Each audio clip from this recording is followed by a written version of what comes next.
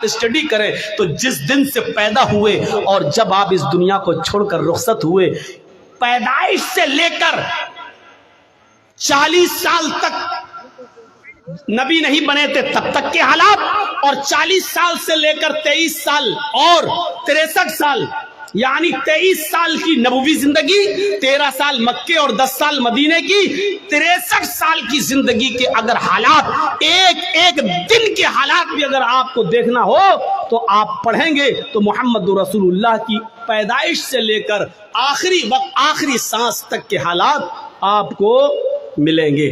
پیدائش کے حالات یہ تھے کہ جب آپ پیدا ہوئے تو ماں ان کی آمنہ کہتی ہیں میری آنکھوں کے سامنے سے ایک نور چمکا، ایک روشنی ہوئی، اور ایسا لگا کہ اس روشنی نے پوری دنیا کو روشن کر دیا۔ یہ اس بات کی طرف اشارہ تھا کہ آیا آمنہ تو نے جو بیٹا پیدا کیا ہے وہ ایسی روشنی لے کر آیا ہے کہ وہ روشنی، اس کی قرآن کی روشنی، اس کے علم کی روشنی پوری دنیا کو روشن کر دے گی۔ جب آپ کی عمر کوئی بہت زیادہ نہیں ہوئی، 1.5-2 مہینے کی ہوئے، اور مکے کی فضا جب بہت زیادہ خراب تھی، آب و ہوا بہت زیادہ خراب تھی، مکے میں بیماریاں پھیلی ہوئی تھی، تو مکے کی عورتیں اپنے بچوں کو دوسرے دیہات میں، دوسرے شہروں میں بھیج دیا کرتی تھیں، دوسری عورتیں ان کو دودھ پلایا کرتی تھیں تاکہ بچہ بیماری سے محفوظ رہے، تندرست ہو کر لوٹایا جائے۔ حلیمہ سعدیہ قبیلے سعد سے چلی، اور وہ بھی اور عورتوں کے ساتھ آتی ہے، اور جب آتی ہے تو اسی کی قسمت میں محمد رسول اللہ تھے۔ کچھ حجت کے بعد، بحث و مباحثے کے بعد آمنہ نے اپنا بیٹا حلیمہ کو دے دیا۔ حلیمہ سعدیہ کہتی ہے کہ میری سواری بہت کمزور تھی، جب میں قبیلے بنو سعد سے سواری پر بیٹھ کر آئی تو تھک جاتی تھی، اور کہیں کہیں رک جاتی تھی، بیٹھ جاتی تھی، آدھا 1 گھنٹہ سستاتی تھی، اس کے بعد دوبارہ چلتی تھی۔ لیکن جب محمد کو میں نے لیا، اس 1.5 مہینے کے بچے کو جب میں نے اپنی گود میں لیا، اس 45 دن کے بچے کو جب میں نے اپنی گود میں لیا اور اس سواری کے اوپر بیٹھی اور قبیلے بنو سعد اپنے گھر میں، اپنے خاندان میں لے کے آنے لگی، تو میری وہی سواری جو تھک جایا کرتی تھی، ہوا سے باتیں کرنے لگی، اس کی بیماری ختم ہو گئی، تھکنے کا نام نہیں لیتی تھی، کبھی رکنے کا نام نہیں لیتی تھی۔ پیچھے سے حلیمہ کی سہیلیاں، ان کی دوست، ان کی سہیلیاں پیچھے رہ گئیں، ان کی سواریاں پیچھے رہ گئیں، اور حلیمہ کی سہیلیاں چیخ چیخ کر کہنے لگیں او بنت ابو زؤیب، او ابو زؤیب کی بیٹی ذرا رک جا، مجھے بھی تو اپنے پاس آ جانے دے، ہم لوگ ساتھ میں آئے تھے، ساتھ میں جائیں گے۔ جب تیری اونٹنی تھک جاتی تھی، تیری سواری تھک جاتی تھی تو ہم بھی رک جاتے تھے، آج تو رکنے کا نام نہیں لے رہی ہے، جب جا رہے ہیں تو تو اکیلی بھاگ رہی ہے، ارے ہمیں بھی تو اپنے ساتھ لے کے چل۔ اور پیچھے مڑ کر حلیمہ کہتی میں کیسے رکوں، یہ اونٹنی رکنے کا نام ہی نہیں لیتی ہے، بخدا میں نہیں جانتی ہوں کہ اس اونٹنی کو کیا ہو گیا ہے، یہ تو بڑی کمزور تھی، بڑی لاغر تھی، بڑی نحیف تھی، بہت ہی زیادہ کمزور تھی، پتہ نہیں اس میں اتنی طاقت کہاں سے آ گئی۔ پھر وہ اس 1.5 مہینے کے بچے کو اٹھاتی ہے، کہتی ہے با خدا مجھے تو اس بچے میں کوئی چمتکار نظر آ رہا ہے، مجھے تو اس بچے کی کوئی برکت نظر آ رہی ہے۔ میرے پیارے ساتھیوں، یہاں سے محمد رسول اللہ کے حالات کا ذرا جائزہ لیجئے، پہلے دن سے لے کر یہ 45 دن کی کیپیسٹی ہے۔ میرے بھائیوں ذرا غور کرو، جب ہوش سنبھالا اس وقت کی زندگی کے بارے میں دیکھیے، اور جب 40 سال کی عمر میں جب آپ کو نبوت ملی، اقرأ بسم ربک الذی خلق، یہ قرآن کی پہلی آیت جب نبی اکرم کے اوپر نازل ہوئی تو یہاں سے سلسلہ چلا تو اللہ کا نام لے کر پڑھ، اقرأ بسم ربک الذی خلق، اس رب کے نام سے پڑھ جس نے پیدا کیا۔ یہاں سے آپ نے اپنی زندگی کا 90 آغاز کیا، 90 دور یہاں سے شروع ہوتا ہے، پھر آپ کا سفر ہمیشہ اللہ ہی کے نام پہ چلتا رہا، اللہ کے نام پہ آگے بڑھتا رہا، یہاں تک کہ یہ 90 سفر جب 63 سال کی پوری زندگی کر چکا ہے، اور اللہ نے جب اپنے پاس بلایا تو اس نبی کی زبان سے آخری جملہ یہی نکلا، اللہم بالرفیق الاعلی، اللہم بالرفیق الاعلی، اللہم بالرفیق الاعلی، اے اللہ رفیق اعلی میں، اے اللہ رفیق اعلی میں۔ زندگی کا سفر کی شروعات بسم اللہ کے نام سے ہوتی ہے، اور زندگی کا اختتام بھی اللہ کے نام پر ختم ہوتا ہے. یعنی اس نے بتا دیا کہ میرا جینا، میرا مرنا، میری موت اور میری زندگی صرف اللہ کے لیے ہے. اسی کو اللہ کے نبی کہا کرتے تھے، اور ان سے پہلے ابراہیم علیہ السلام یہی کہا کرتے تھے، ان صلاتی و نسکی و محیای و مماتی للہ رب العالمین. میری نماز، میری قربانی، میری زندگی اور میری موت سب اللہ کے لیے ہے. ہمارا اور آپ کا معاملہ اسلام کے تعلق سے ایسا ہونا چاہیے کہ مثلا ہم چائے پئیں تو یہ سوچیں کہ چائے پینا کہیں جائز ناجائز تو نہیں ہے. ہم پانی پی رہے ہیں تو یہ سوچیں کہ پانی پینا کہیں ناجائز تو نہیں ہے. نہیں ناجائز جائز ہے تو کتنی سازوں میں پئیں، کیسے پئیں. ہماری سوچ یہ ہونی چاہیے. ہمارا اٹھنا بیٹھنا ہر وقت یہ سوچنا چاہیے کہ ہم چلنے میں کہیں غلطی تو نہیں کر رہے ہیں، کہیں ہم اسلام کی مخالفت تو نہیں کر رہے ہیں. ہمارے دماغ پر اسلام چھا جانا چاہیے، تب ہم اسلام کے اندر پورے کے پورے داخل ہوں گے. زیادہ تیز ٹوائلٹ آ رہی ہے کیا؟ سب بگاڑ دیتے ہیں میرا معاملہ یار. سامنے سے نہ اٹھا کریں، پیچھے سے اٹھ جائیں ہمیں کوئی دقت نہیں. سامنے سے اڑتے ہیں تو مجھے ایسا لگتا ہے کہ کوئی میرا مائک پکڑنے آ رہا، چھین کے ابھی پھینک دے گا. ایسا ہو چکا ہے میرے ساتھ، اس لیے تھوڑا ڈر لگتا ہے مجھے. پیچھے سے اڑ جایا کرو. اب ہم کو لگتا ہے کہ پولیتھین منگایا کریں گے، جس کو زیادہ تیز آئے وہ یہی کر لیا کریں. اچھا نہیں لگتا یار. ابھی کچھ دن پہلے ایک بڈھا اڑ رہا تھا بیچارہ 80 سال کا. میں نے کہا کہاں جا رہے ہو؟ اب تو تم چاچی کے لائق بھی نہیں رہ گئے، اب کہاں کیا کرو گے، یہاں بیٹھ جاؤ. بڈھے بھی بیٹھ جاتے ہیں بیچارے، وہ بھی نہیں، کیا ضرورت ہے ان کو آگے بیٹھنے کی. اور جب بیٹھ جاتے ہیں تو بیٹھ کے سنیں بیچارے. تو سنیے، یہ ہمارے دماغ میں چھا جانا چاہیے. اور جب یہ چیز ہمارے دماغ پہ چھائے گی تبھی ہم اسلام پر مکمل عمل کر سکتے ہیں اور داخل ہو سکتے ہیں. مثلا ایک بہت بھوکا آدمی تھا، سنا آپ نے؟ نہیں سنا. ایک بہت بھوکا آدمی تھا. اب بھوک کی وجہ سے اس کا حال خراب تھا. بس اس کو یہ تھا کہ کسی طریقے سے روٹی مل جائے کہیں میں، لیکن نہیں مل رہی. اتنا بھوکا تھا کہ بھوک کی وجہ سے بالکل بے چین تھا. ایسے ہی کسی نے اس سے پوچھا، بھائی 2+2 کتنا ہوا؟ 2 اور 2 کتنا؟ اس نے کہا 4 روٹی.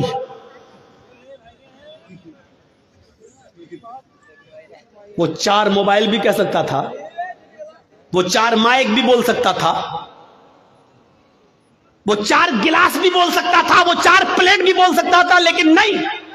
اور کیا ضرورت تھی 4 مائک، 4 پلیٹ، 4 گلاس بولنے کی؟ اس سے تو اتنا پوچھا گیا 2+2 کتنا، 2 اور 2 کتنا؟ اس کو جواب دینا چاہیے 4. لیکن اس نے کیا کہا؟ 4 روٹی. کیوں کہا روٹی؟ کیونکہ اس کے دماغ میں وہی بھرا پڑا تھا کہ ہمیں کھانا کہیں سے مل جائے. یہاں تک کہ سوال کا پہلا حصہ تو صحیح دیا لیکن آگے روٹی کہہ گیا. 4 کے بعد روٹی، کیونکہ اس کے دماغ میں وہ روٹی بھرا ہوا، کھانا مل جائے. میرے بھائیوں، یہی ہمارا اسلام کے ساتھ یہی سلوک ہونا چاہیے. ہم اٹھے تو سوچیں کہ اسلام کی مخالفت تو نہیں ہو رہی ہے، ہم بیٹھے تو سوچیں کہ ہمارا بیٹھنا غیر اسلامی تو نہیں ہے، ہم چلے تو سوچیں کہ ہمارا چلنا غیر اسلامی تو نہیں ہے، ہم شادی کریں تو سوچیں کہ ہمارا چلنا غیر اسلامی تو نہیں ہے، ہم کھائیں پیے یا جو محنت، جو بزنس، جو کاروبار کر رہا ہے اس کے بارے میں سوچیں کہ کہیں غیر اسلامی تو نہیں ہے. جب تک ہم ایسا نہیں کریں گے ہم اسلام کے اندر پورے کے پورے داخل نہیں ہو سکتے. اسلام مکمل ایک مذہب ہے، کمپلیٹ، کیونکہ اسلام نے کوئی چیز باقی نہیں چھوڑی ہے. میں نے کہا نا، ان لوگوں کی زندگی کے صرف 4 سال کے حالات موجود ہیں بس. عیسیٰ علیہ السلام کے 3 سال کے حالات موجود ہیں. آج چلے جائیے عیسائیوں کے پاس اور پوچھئے کہ شادی کیسے ہونی چاہیے. عیسائی نہیں بتا پائیں گے. کیوں نہیں بتا پائیں گے؟ ان کو معلوم ہی نہیں ہے. کیوں؟ عیسیٰ علیہ السلام نے شادی ہی نہیں کی تھی. جب شادی نہیں کی تو ان کو شادی کے حالات معلوم نہیں. شادی کیسے ہونا چاہیے یہ پوری بائبل پڑھ جاؤ. شادی صرف اتنا لکھا ہے کہ اپنی زندگی اگر پاکیزہ گزارنا چاہتے ہو تو شادی کر لو، بس اتنا لکھا ہے. اپنی زندگی پاکیزہ گزارنا چاہتے ہو تو شادی کر لو. لیکن شادی کیسے کرو، کس عمر میں کرو، لڑکی بڑی ہونی چاہیے یا چھوٹی ہونی چاہیے، پھر شادی کے بعد بیوی کے ساتھ کس طرح رہو، مہر کتنا ہونا چاہیے، یہ تمام چیزیں بائبل بتانے سے خاموش ہیں. وید آپ پڑھیں تو ویدوں میں بھی لکھا ہے کہ رام چندر جی نے بھی شادی کی تھی، لہذا تم وواہ کر کے اپنے آپ کو سرکشت کر لو. لیکن شادی کیسے ہونا چاہیے یہ آپ کو نہ ویدوں میں ملے گا، نہ رامائن میں، نہ گیتا کے اندر، کہیں پر بھی آپ چلے جائیے پورا نہ منظر آپ کو نہیں مل سکتا، کیونکہ کوئی دھرم کمپلیٹ نہیں ہے۔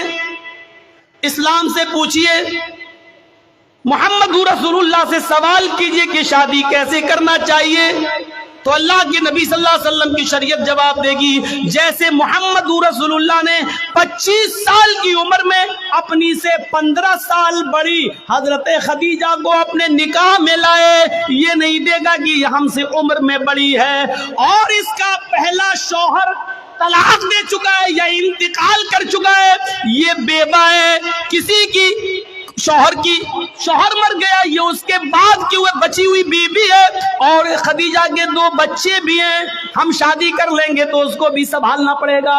یہ سب نہیں سوچا، بلکہ آپ نے نکاح کر لیا۔ خدیجہ نے پیغام بھیجا تھا، اللہ کے نبی صلی اللہ علیہ وسلم نے اپنے چچا ابو طالب سے مشورہ کرنے کے بعد ایکسیپٹ کر لیا۔ شریعت جواب دے گی کہ بڑی عمر کی عورتوں سے نکاح کرنا کوئی برا نہیں ہے۔ پھر شریعت یہ بھی کہتی ہے، محمد رسول اللہ جواب دیں گے کہ میں نے عائشہ سے بھی نکاح کیا جو ہم سے عمر میں بہت چھوٹی ہیں، لہٰذا اگر کوئی چھوٹی عمر سے شادی کرنا چاہے تو چھوٹی عمر کی لڑکی سے بھی نکاح کیا جا سکتا ہے، اس میں کوئی برائی نہیں ہے۔ لیکن رہنا ویسے، اگر تمہاری بیوی عمر میں بڑی ہے تو ویسے رہو جیسے میں خدیجہ کے ساتھ رہا، اگر تمہاری بیوی عمر میں چھوٹی ہے تو ویسے رہو جیسے میں عائشہ کے ساتھ رہا۔ غور کیجئے، آپ کو ایک ایک چیز کا ثبوت ملتا چلا جائے گا، کوئی چیز باقی نہیں ہے، یہاں تک کہ سونے کی آداب تک لکھے، میاں اور بیوی کو کس طرح اپنی زندگی گزارنا چاہیے وہ تک ملے گا، یہاں تک کہ میاں اور بیوی کے جسمانی اور شاریرک سمبند کیسے ہونا چاہیے جناب محمد رسول اللہ نے اس کو بھی باقی نہیں چھوڑا اور وہ بھی بتا دیا، کیونکہ اسلام ایک کمپلیٹ مذہب ہے۔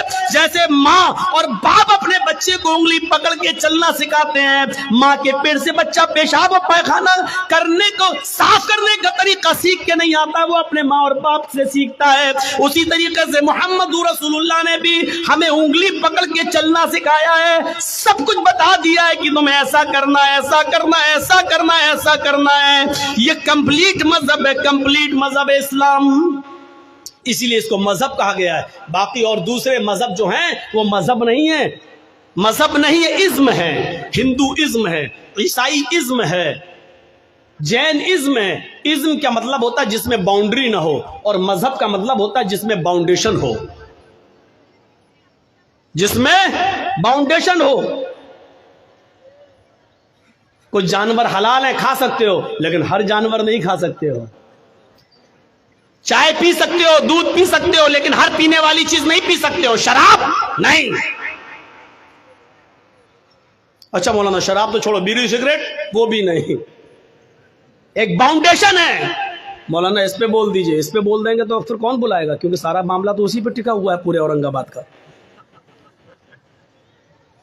اب ٹکا ہے تو کوئی کیا کرے، لیکن اس کی وجہ سے کوئی حق بات بولنا چھوڑ دے، پھر فرق کیا رہ جائے گا، پھر بات کیا رہ جائے گی۔ میرے پیارے ساتھیوں، حق بات اگر آپ کے اور ہمارے خلاف جائے تو جانا چاہیے۔ مولانا کو باؤنڈیشن نہیں کرنا چاہیے، نہیں اس پہ نہیں بول سکتے، اس پہ بول سکتے، اس پہ نہیں۔ ہمیں اپنے آپ کو سدھارنا چاہیے، اسلام کو اپنی مرضی کے مطابق ہمیں اور آپ کو نہیں ڈھالنا ہے، بلکہ اسلام کے منشا کے مطابق ہمیں اور آپ کو چلنا چاہیے۔ یہ ہونا چاہیے اسلام، یہ ہونا چاہیے اسلام۔ تو میرے بھائیوں، یہ مکمل ایک مذہب اسلام، کمپلیٹ ایک مذہب اسلام۔ اس کے اندر اٹھنا، بیٹھنا، لیٹنا، سونا، جاگنا، کھانا، پینا، شادی بیاہ، ہر چیز کا طریقہ آپ کو اس کے اندر ملے گا۔ شادی کا طریقہ کیا ہے؟ ہمارے یہاں کیا ہوتا ہے؟ لڑکے کی بارات جا رہی ہے، بارات 300 آدمی جا رہے ہیں صاحب، گاڑیاں 100 150 200 آدمی جا رہے ہیں۔ سنیے گا منشا کیا اسلام کا، جا رہے ہیں بارات میں، جا رہے ہیں۔ حاجی صاحب کے بیٹے کی بارات ہے، حاجی صاحب سمجھ رہے نا، سعودی عرب گئے تھے حج کر کے، بہت سی ٹوپی ووپی لا کے سب کو بانٹا تھا انہوں نے، سعودیہ سے رومال بھی لائے تھے، ڈلا ہے لال رنگ کا رومال۔ حاجی صاحب نے شادی کے دن اڑا ہے، بیٹے کی شادی ہے، داڑھی پہ ہاتھ پھیر رہے ہیں، منہ میں پان چل رہا ہے. جرجیت صاحب پوچھ رہے ہیں حاجی جی آج تو ماشاءاللہ جوان لگ رہے ہو، کیا بات ہے، چہرے پہ بڑی رونق ہے. بیٹے کی بارات جا رہی، میرے بیٹے کی بارات جا رہی. اچھا بارات کیا ہوتی ہے معلوم ہے؟ بارات، یہ بارات کا تصور کہاں سے آیا؟ 100 150 200 سال پہلے جب ہمارے ہندو بھائیوں میں جب وہ اپنے لڑکے کی بارات کسی دوسرے شہر میں لے جاتے تھے تو ڈر ہوتا تھا کہ کہیں لوٹ نہ جائے قافلہ، کہیں یہ لوگ لوٹ، اکیلے اگر لڑکا لڑکی شادی کر کے آئیں گے تو کہیں لوٹ نہ لیے جائیں، سونا چاندی زیورات لٹ جائیں. تو ایسا نہیں ہوتا تھا. پھر وہ لوگ 150 آدمی کو لے کے نکلتے تھے گھوڑوں پر، جو بھی چیز ملتی تھی اس پہ جاتے تھے دوسرے شہر، اور وہاں سے لڑکی کی ودا کرا کے اپنے ساتھ لاتے تھے تاکہ لوٹے نہ جائیں اور قافلے والے سامان نہ لوٹ لیں. تو وہاں سے یہ رسم نکلی اور نکلتے نکلتے آج اس نے بارات کا نام پا لیا. بارات کا آج یہ حال ہے، ایک گھر سے دوسرے گھر میں بھی بارات جا رہی ہے تو 200 آدمی چاہیے. ان کو بارات نہیں کہنا چاہیے. سچ پوچھو مولانا جرجیس کے حساب سے تو ان کو چور کہنا چاہیے، ڈکیت، ڈاکو. یہ باراتی نہیں ہے، ڈکیت جا رہے ہیں، ڈاکو. لڑکی والے کے گھر ڈاکہ ڈالنے جا رہے ہیں. وہاں جا کے بیٹھ گئے صاحب جیسے ان کے باپ کا گھر ہو. اب غریب لڑکی والا بیچارہ وہ ان کو اچھے سے اچھا کھلا رہا ہے. وہ جانتا ہے کہ اگر کھانے پینے میں تھوڑی سی بھی کمی ہو گئی تو زندگی بھر میری بیٹی کو تانا مارے گا. پورا سماج جتنے آئے ہیں، یہ چور، یہ ڈکیت، یہ سب تانا ماریں گے، دیکھو اس کے باپ نے ایسا کھلایا، کوئی عزت نہیں کی ہے. تو بیچارہ وہ ان چوروں کا پیٹ بھرنے کے لیے ان ڈکیتوں کو حلق تک ٹھوس دیتا ہے، لو کھاؤ، پہلے ناشتہ پھر کھانا، یہاں تک ٹھوس دیتا ہے اس کے صرف اس لیے کہ میری بیٹی کا گھر بس جائے. جبکہ اس کا قرض ادا کرنے کے لیے بیچارہ سالوں سال اس کا بیاج دیتا رہتا ہے لیکن قرض ادا نہیں کر پاتا ہے. یہ کون سوچے گا؟ ان غریب لڑکیوں کے جو ہاتھ پیلے نہیں ہو رہے ہیں، یہ کون سوچے گا؟ تصور کرو کہ ایک موٹر سائیکل پہ وہ لڑکا کیسے بیٹھ جاتا ہے. اے صاحب بڑی اچھی گاڑی ہے ماشاءاللہ، کہاں سے ملی، کتنے میں خریدی؟ جہیز میں ملی، جہیز میں ملی. ارے اس کو کہنا چاہیے بھیک میں ملی، کہتا جہیز میں ملی. اس کو کہنا چاہیے میرے سسر نے مجھے انٹرنیشنل بھکاری سمجھ کے دی، وہ کہتا گفٹ میں دی. نام بدل گئے، دیکھ لیجیے آپ.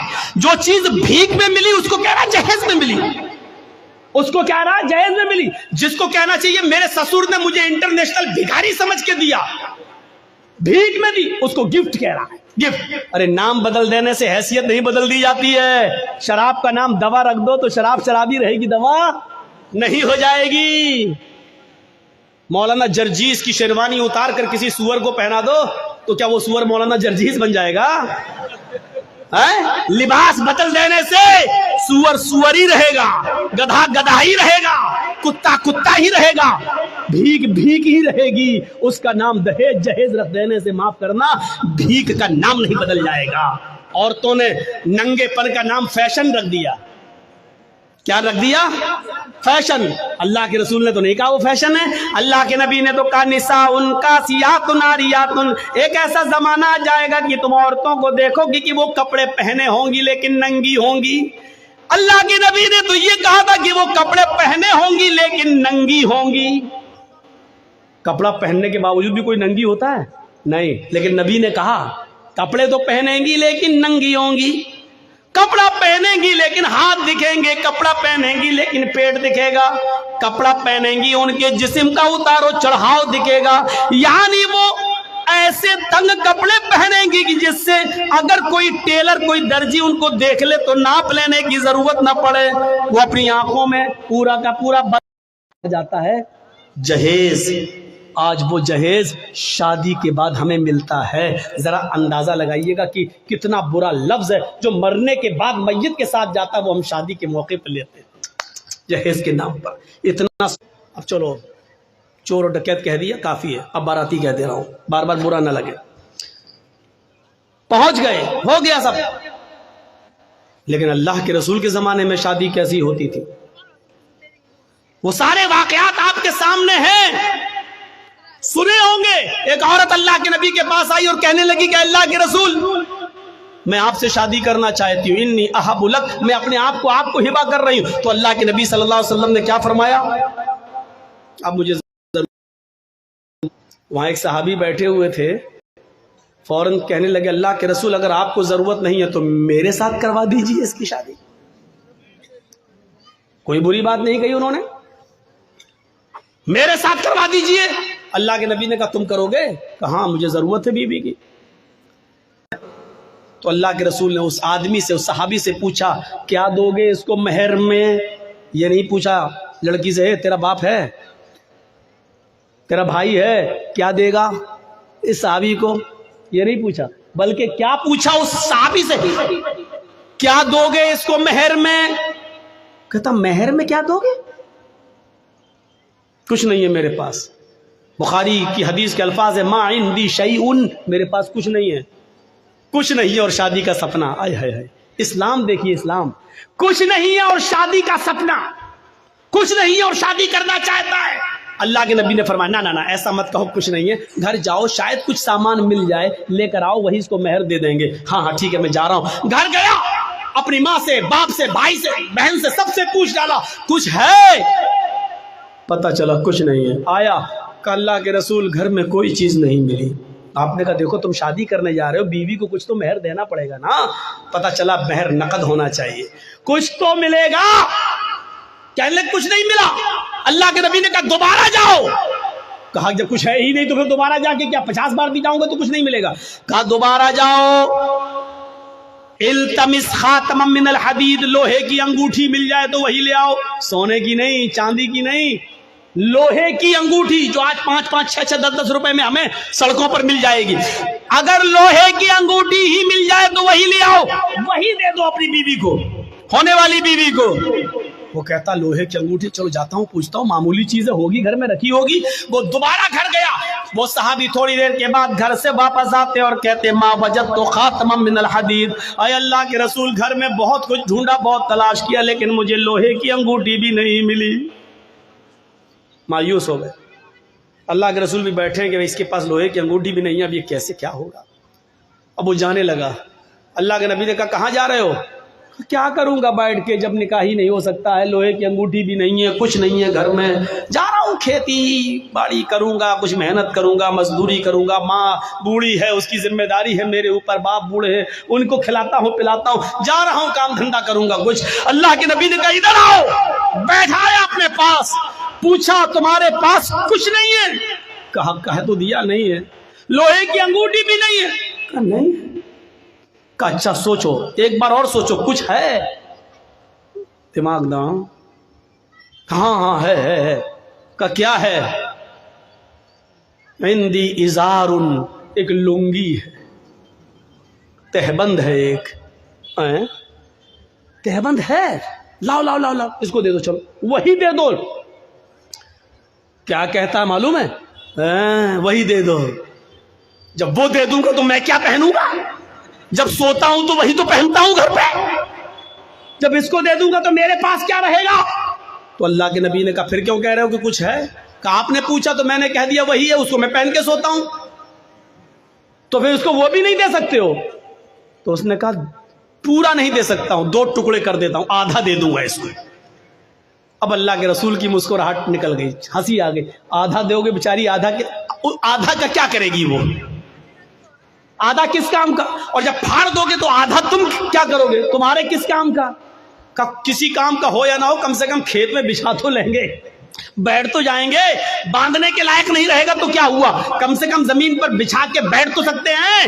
پورا نہیں دے سکتا ہوں میں، دوں گا تو آدھا۔ اللہ کے نبی نے کہا آدھا نہ اس کے کوئی کام کا، نہ آدھا تیرے کوئی کام کا۔ نہیں یہ تو نہیں لوں گا۔ اچھا یہ بتاؤ قرآن کتنا یاد ہے؟ اوہ نوجوانوں سنو، ویڈیو بنانے والوں سنو، اپنے اپنے کیمروں میں قید کرنے والوں سنو، سننا اور پوری تقریر مت سننا، بس وہی سنتے رہنا کہ سب سے بڑا سخت عذاب پوری تقریر مت سننا، بس یہی سنتے رہنا، یہ جملے تمہیں تھپڑ مارتے رہیں گے۔ जब तक दूसरे साल हमें बुला नहीं लो तब तक वही हदीस तुम्हें थप्पड़ मारती रहेगी कि हम क्या क्या करते हो, कितने बड़े बड़े गुनाह करते हैं। सुनो, कहा कुरान तुम्हें कितना हश्र याद है, मुझे सूरह जुमा याद है, मुझे सूरह मुनाफिकून याद है, मुझे सूरह नबा याद है, मुझे सूरह क़यामा याद है।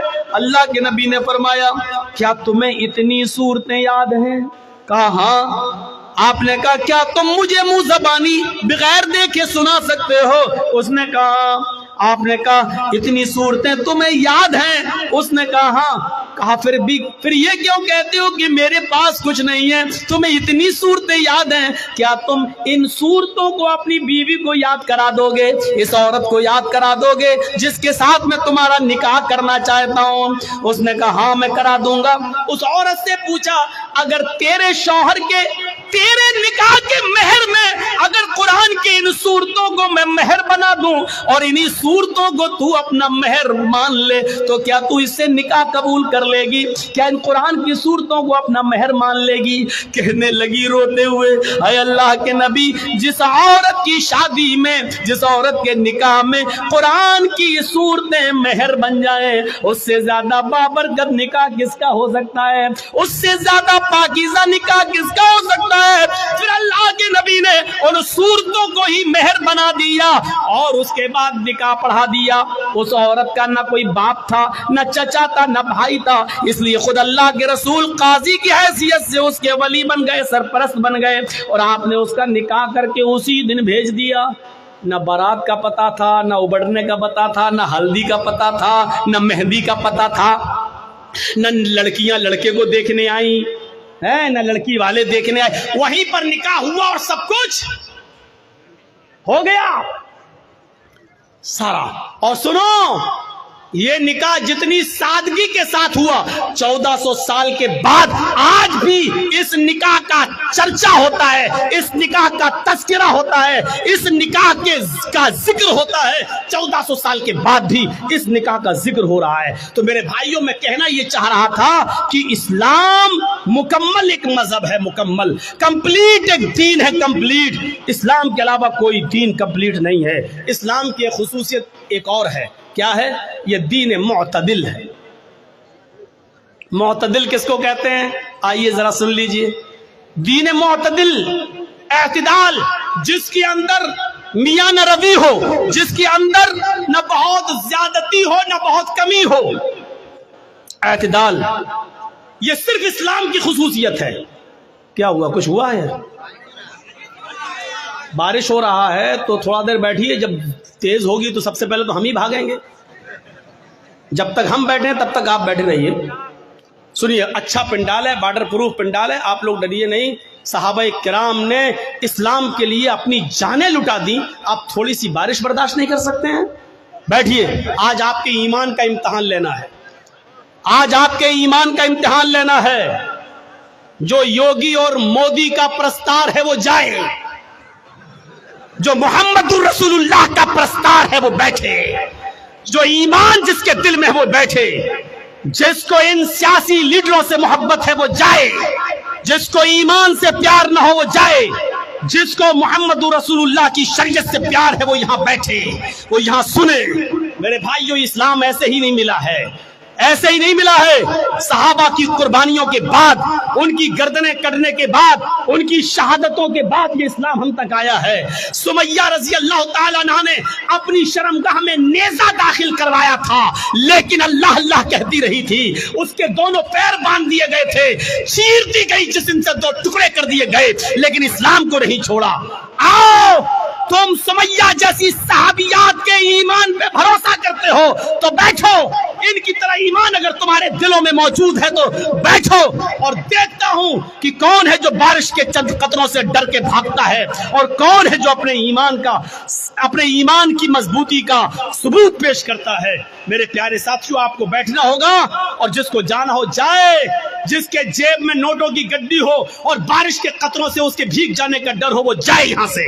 मौलवी जर्जीस को ऐसे لیے جوانوں کی ضرورت نہیں ہے. جرجیز کا راہ بڑا مشکل ہے, جرجیز کا راستہ بڑا کٹھن ہے.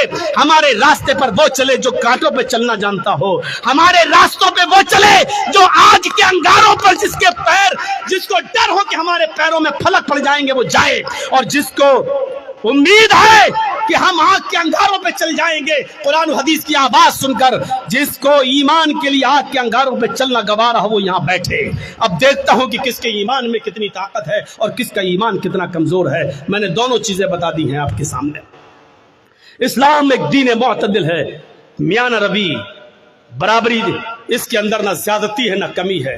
سنیے, اسلام کی پہلی بنیاد 5 چیزوں پر جو رکھی گئی ہے, اس کی پہلی بنیاد کیا ہے؟ کلمہ طیبہ, لا الہ الا اللہ محمد رسول اللہ. یہ کلمہ پڑھنا ضروری ہے, لیکن کسی کو زبردستی پڑھوا کر اس کو مسلمان کرنا اسلام کے اندر حرام ہے. اس کے بعد اسلام کی دوسری بنیاد آتی ہے نماز.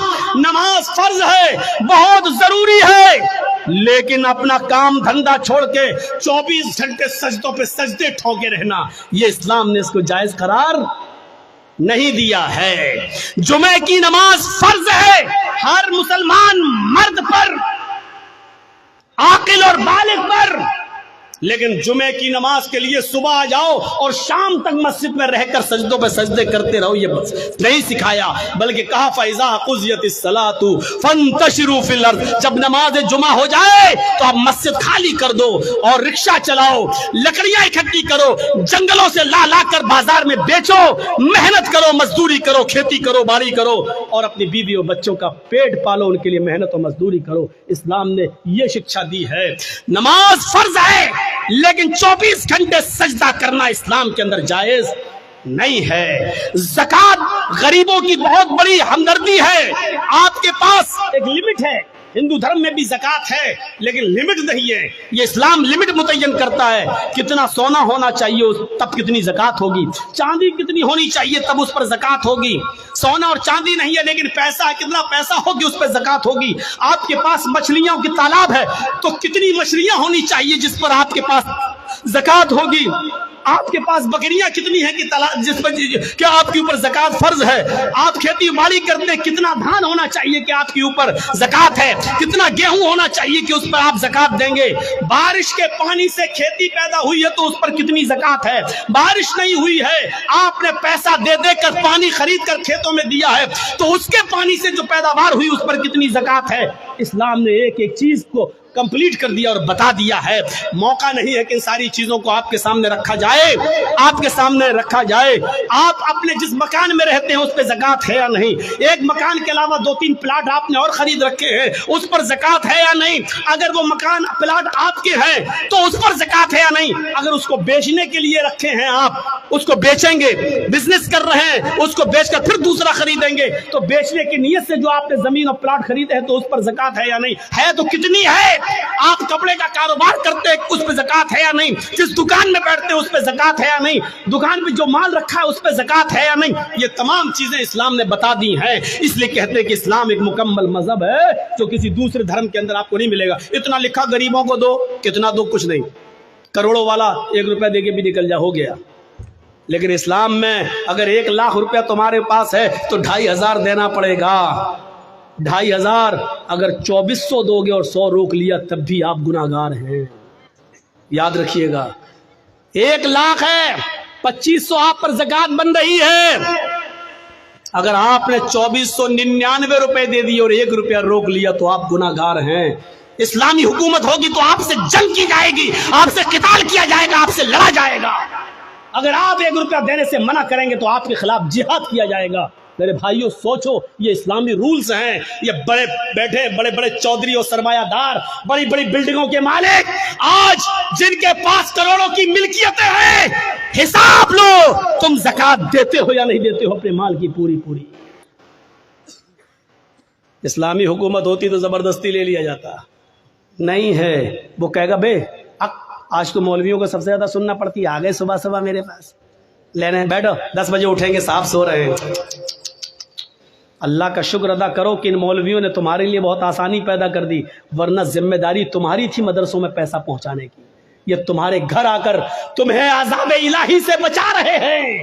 تمہارے گھر آ کر، اور تم ان مولویوں کے بارے میں کہتے ہو کہ جاؤ صبح آنا، جاؤ 10 بجے آنا، بھی ہم سو رہے ہیں۔ یہ زمین کہیں پھٹ نہ جائے، اور اے امیر آدمی، اے چودھری، کہیں تو اس زمین کے اندر دھس نہ جائے۔ مولویوں کی 2 سال کرونا رہا، کبھی آپ نے سوچا علماء کا کیا ہوا بیچاروں کا؟ جو مدرسے بند ہوئے ان کا بارے میں سوچا کبھی آپ؟ ایک مولانا صاحب مسجد میں دعا کر رہے ہیں، وہ ویڈیو بڑا وائرل ہو رہا ہے۔ 26 سال تک انہوں نے کسی مسجد میں امامت کی، 26 سال کے بعد ان کی تنخواہ کتنی ہوئی؟ 12,000۔ اب وہ مسجد میں جمعہ پڑھانے کے بعد، جمعہ ختم کرنے سے پہلے دعا کر رہے ہیں، اللہ جب 26 سال میں نے اس مسجد میں جمعہ پڑھایا ہے، اس مسجد میں نماز پڑھائی ہے، آج میری تنخواہ 12,000 ہے، جتنی میری تنخواہ ہے اتنی تنخواہ، اتنا ہی کاروبار، اتنی ہی دولت کا مالک مسجد کے سیکریٹری کو بنا دے، مدرسے کے سیکریٹری کو بنا دے، مسجد کے متولی کو بنا دے۔ سب چپ۔ اس نے کہا آمین بولو، آمین بولو، کوئی آمین ہی نہیں بول رہا۔ کہا کیوں، کیا ہوا؟ تمہیں یہ دعا بری لگ رہی ہے تو کم سے کم مولویوں کے بارے میں بھی تو سوچو۔ 12 سال سے اس کی تنخواہ 3,000 4,000 سے آیا، 12 سال 26 سال میں اس کی تنخواہ 12,000۔ یہ قوم کا حال ہے جو اپنے ایمان کی قدر نہ کر سکے، جو اپنے ایمان کی تنخواہ نہ بڑھا سکے، جو اپنے ایمان کو کھاتا اور پیتا ہوا نہ دے سکے، وہ اسلام کے لیے کیا قربانی دے گا؟ کون کرے گا ان کی دیکھ ریکھ؟ میں نے کہا نا، 4 لاکھ مدرسے، 50 لاکھ علماء، نتیجہ 2% مسلمان۔ نماز فرض ہے، دن بھر مصلی بچھا کر نماز پڑھنے کی اجازت نہیں۔ زکوٰۃ فرض ہے، لیکن اسلام نے یہ بھی نہیں کہا کہ تمہارے پاس جو کچھ سب غریبوں میں دے دو اور خود فقیر بن جاؤ، یہ بھی جائز نہیں ہے۔ دیکھ رہے ہیں آپ؟ اور جو ایسا کرتا ہے وہ بیوقوف اور پاگل ہے۔ اسلام نے جتنا بتایا اتنا دو، اس کے بعد جو اور دے سکتے ہو وہ تمہارا صدقہ و خیرات ہوگا۔ زکوٰۃ جتنی بنتی ہے اتنی تو دو کم سے کم، لیکن پورا کا پورا سب کچھ لٹا دینا اور اپنے آپ کو کنگال کر دینا، اسلام نے یہ نہیں سکھایا۔ آخری چیز ہے اسلام کی حج، بہت بڑی نعمت ہے، حج فرض ہے۔ اگر آپ کے پاس اس وقت حج کی استطاعت ہو گئی ہے، لیکن 2 سال کے بعد آپ کی بیٹی کی شادی ہے اور آپ حج کا فارم نہیں بھر رہے تو آپ گناہ گار ہیں، یہ سوچ کر پہلے بیٹی کی شادی کر دیں، اس کے بعد ہم حج کرنے جائیں گے۔ نہیں، آپ کے پاس حج کا پیسہ ہو گیا، حج کی استطاعت ہو گئی، آپ کو جانا پڑے گا۔ اس سال فارم بھریے، قسمت میں ہوگا تو آپ کی منظوری آ جائے گی، نہیں ہوگا تو پھر دیکھیے بعد میں دیکھا جائے گا۔ لیکن بیٹی کی شادی کے انتظار میں آپ رک رہے تو غلط کر رہے، کیونکہ بیٹی کی شادی میں خرچ کرنے کی اجازت اسلام نے نہیں دی ہے، لیکن حج کو فرض کیا ہے اور حج کی فرضیت اسلام کے اندر موجود ہے۔ اور اگر کوئی امیر آدمی جو ابھی تک حج کی استطاعت رکھتا ہے، 3-4 لاکھ روپے خرچ کر کے حج کرنے جا سکتا ہے لیکن نہیں جا رہا ہے، اگر اسی حال میں اس کی موت ہو گئی تو مات علی المجوسیہ، تو وہ مجوسیت کی موت مرے گا۔ یہ اللہ کے نبی نے فرمایا کہ وہ اسلام پر نہیں، مجوسیت کی آگ کا پجاری ہو کر مرے گا، اس کا انتقال اسلام کے اوپر نہیں ہوگا۔ مات علی المجوسیہ، وہ مجوسیت پر مرے گا۔ ایک حدیث کے اندر آتا ہے مات علی غیر الفطرہ، وہ اسلام کے خلاف غیر اسلام پر مرے گا، یعنی اس کا انتقال اسلام کے اوپر نہیں ہوگا۔ ہم نے معمولی چیز سمجھ لیا ہے، لیکن اسلام کے اندر حج فرض ہے، وہاں تک جانا ضروری ہے، لیکن یہ بھی نہیں کہا کہ آپ کے پاس وہاں تک جانے کی طاقت نہیں ہے تو اپنی دکان بیچ دو، دکان کا سارا مال بیچ دو، آپ اپنا مکان بیچ دو اور حج کرنے جاؤ، یہ بھی نہیں کہا ہے۔ اسلام معتدل ہے، اسلام اعتدال چاہتا ہے، بیچ کا راستہ چاہتا ہے۔ اگر تمہارے پاس طاقت ہے وہاں تک جانے کی تو جاؤ۔ زکوٰۃ اگر تم پر فرض ہو رہی ہے تو دو، رمضان کے روزے تم رکھو، لیکن یہ بھی نہیں کہا کہ مسلسل اور پے در پہ رکھتے چلے جاؤ، ہمیشہ رکھو کبھی نہ چھوڑو، یہ بھی نہیں کہا ہے۔ اگر ایسا کرتے ہو تب بھی گناہ گار ہو۔ تو یہ اسلام معتدل ہے، اعتدال اس کے اندر ہے، میان روی اور بیچ کا راستہ ہے۔ اسلام دین السہل ہے، یہ آسانی چاہتا ہے۔ میں جانتا ہوں کہ نماز فرض ہے، کسی بھی حال میں معاف نہیں ہے، لیکن مولانا جرجیز کو کرسی سے باندھ دیا گیا ہے، کچھ گنڈے ہم سے جے شری رام کے نعرے لگوا رہے ہیں، مار رہے ہیں۔ اسی وقت اذان کی آواز آتی ہے اللہ اکبر اللہ اکبر، جرجیز صاحب نماز اس وقت بھی معاف نہیں۔ دیکھ رہے ہیں آپ، جرجیز صاحب کہہ رہے ہیں ظالموں مار لینا مجھے لیکن نماز کا وقت ہو گیا، کم سے کم مجھے نماز پڑھ لینے دو. یہ کہنا پڑے گا جرجیت صاحب کو. چھوڑ دیتے ہیں تو ٹھیک ہے، لیکن ہاتھ پیر بندے ہیں، نہیں چھوڑ رہے ہیں. ایک بار کہیے ظالموں چھوڑ دو مجھے تاکہ میں وضو بنا لوں. انہوں نے کہا نہیں، تمہارے ہاتھ پیر نہیں کھولے جائیں گے. تب بھی نماز فرض ہے. اگر وضو بنانے کی اجازت نہیں دی جا رہی ہے تو دل میں نیت کر لو وضو کی. سن رہے ہیں؟ مار پڑ رہی ہے، دشمن سامنے کھڑا ہے. نوجوانوں تمہارے اوپر تو یہ کچھ بھی نہیں ہو رہا ہے اور پھر بھی تم سوتے رہتے ہو، بنے ہو محمد اسلم، محمد اکرم، محمد اظہر، محمد فلاں. اوہ سنو، مار لگ رہی ہے، ڈنڈوں پہ ڈنڈے برسائے جا رہے ہیں. تھوڑی دیر بعد ہماری روح نکل جائے گی کیونکہ لنچنگ کرنے والوں نے ہمیں چھوڑا نہیں ہے، مار مار کے مار ہی ڈالا ہے. ان کو نشہ ہے کسی طاقت کا، ان کو نشہ ہے کسی کے پاور میں ہونے کا. ان کو معلوم ہے کہ ہم کچھ بھی کر لیں، ہماری کتنی ویڈیو بن جائے، ہمارے اوپر جس کا ہاتھ ہے وہ کچھ نہیں ہوگا. نہ پولیس ہماری FIR کرے گی، اور کرے گی بھی تو سرکار ہمارے مقدمے واپس لے لے گی. ان کو معلوم ہے یہ سب کچھ، اس نشے نے ان کو مجبور کر دیا، لیکن نماز اس حال میں بھی پڑھنا پڑے گی. آسانی کیا ہے؟ نماز فرض ہے، یہ سختی ہے، لیکن آسانی کیا ہے؟ اگر وہ تمہیں وضو نہیں بنانے دے رہے ہیں تو تم دل میں نیت کر لو وضو کی. اگر وہ تمہیں کھول نہیں رہے، قبلے کی طرف تمہارا چہرہ نہیں کرنے دے رہے ہیں تو دل میں نیت کر لو، اگر میرا چہرہ کھلا ہوتا تو میں قبلے کی طرف کر لیتا. اے اللہ میرے لیے قبلہ آج بدلنے کی طاقت نہیں ہے، میرے لیے یہ لوگ میرا چہرہ قبلے کی طرف نہیں کر سکتے، لیکن اینما تولوا وجوہکم، ہم جہاں کہیں بھی ہیں، جس طرف بھی میرا چہرہ ہے، تو اپنے علم کے اعتبار سے ہر جگہ ہے. اے اللہ میری نیت کو ہی میرے لیے قبلہ بنا دے. لیکن نماز پھر بھی پڑھنا پڑے گی. اللہ اکبر کہنے کے لیے ہاتھ نہیں اٹھ رہے ہیں، ہاتھ پیر باندھ دیے گئے ہیں تو زبان سے ہی کہہ دو اللہ اکبر. ہاتھ نہیں باندھ پا رہے ہو تو مت باندھو. اب اگر تمہیں ہاتھ باندھ کر دعائیں نہیں پڑھنے کا موقع مل رہا ہے تو ایسے ہی پڑھتے رہو زبان سے الحمدللہ رب العالمین الرحمن الرحیم مالک یوم الدین. نماز اس حال میں بھی تمہیں پڑھنا پڑے گی. آسانی یہ ہے کہ جس کنڈیشن میں ہو اسی کنڈیشن میں پڑھ لو، لیکن معاف نہیں ہے. سہولت بھی دیکھو، وضو کے لیے وضو نہیں بنانے دیا جا رہا ہے تو دل میں نیت کر لو، ہو گیا. یہ ہے آسانی. اسلام دین السہل ہے، اتنی آسانی دنیا کی کسی مذہب کے اندر نہیں ہے. سفر میں رمضان کا روزہ نہیں رکھ سکتے ہو، سفر میں ہے، جا رہے ہو، چھوڑ دو، کوئی مذائقہ نہیں. وَإِن كُنتُمْ فِي سَفَرٍ، اگر تم سفر میں ہو تو تم اس روزے کو چھوڑ دو. جب سفر پورا ہو جائے بعد میں جتنے روزے تمہارے چھوٹے ہیں وہ رمضان کے بعد انہیں پورے کر لو.